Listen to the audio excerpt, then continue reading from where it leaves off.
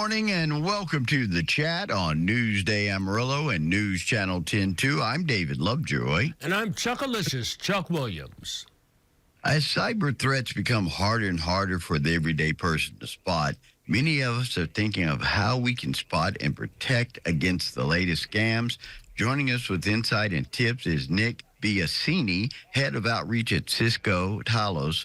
Welcome to the show, Nick. How are you doing today? Very good. Thanks for having me. How y'all doing? Nick, this is a very, very timely topic. Here recently, we're sort of the hub of healthcare in the High Plains, the 29 counties up here. We have a lot of medical facilities, everything from oncology to women's health to cardiology, the major hospitals. One of our hospitals was attacked, cyber attack, threw it into mayhem. They were having to reroute passengers and reroute emergency personnel. It was just a nightmare. And it's still a long way, even though they've got some things taken care of. What should people know about the latest online scams that are out there, especially this holiday season during this time? Credit card fraud and identity theft. What are some of the things we need to know about? So one of the most important things is that age-old adage, if it sounds too good to be true, it likely is, especially around the holidays, holds absolutely true. So be skeptical. If you see a deal that looks far too good to be true, it likely is. One added bonus this year is with the explosion of AI and things like ChatGPT, the scams are going to look really, really good. No more grammatical errors, no more misspellings. They're going to look polished. They're going to look targeted. It's a little bit dangerous out there today. But again, be skeptical, be careful what you click, and if it sounds too good to be true, it most likely is. I think for as far as I'm concerned, it seems as though the information you give out to the legitimate purchaser or user of this information, all that goes out the window if they get your information from a real-time person. How can you combat against that? One of the things to be careful about is the type of information you're sharing publicly. Unfortunately, the AI tools and the ChatGPTs, they scrape data that's publicly available. So if you push stuff publicly, it unfortunately could be used against you in a scam later on.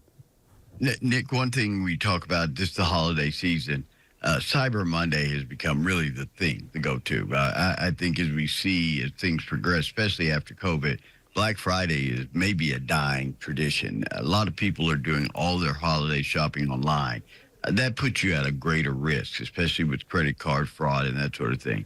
One of the things I do, if I'm not so sure about a website or something I'm ordering from, I get a prepaid card, put money on that, and use that. What are some other tips to keep us safe when we're shopping and buying online?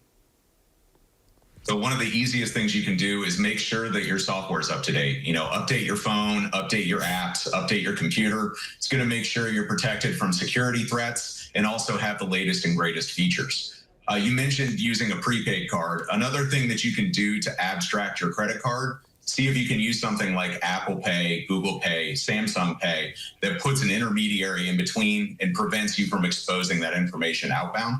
And again, making sure you're careful what you're clicking.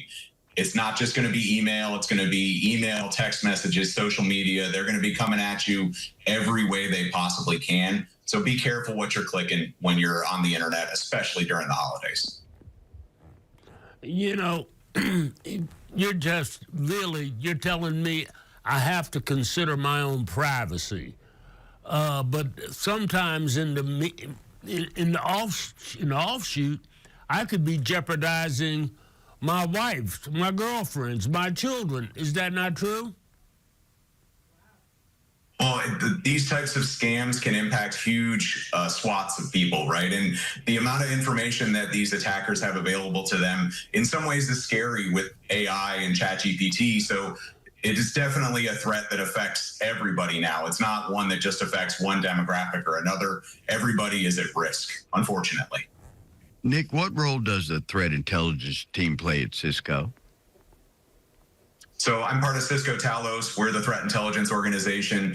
Basically, if you have a Cisco security product and it blocks something, it's because of us. But we're a team of researchers. Our goal is to find the bad activity that's going on the internet, block it, talk about it, and make sure our customers are protected from it.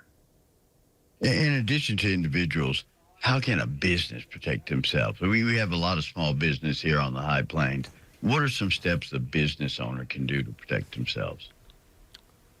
Especially around the holidays, one of the things I like to call out is your brand protection. The last thing you want to see is your logo or your name be abused in some sort of malicious campaign or scam. So do what you can to protect your brand and know when it's out there being abused.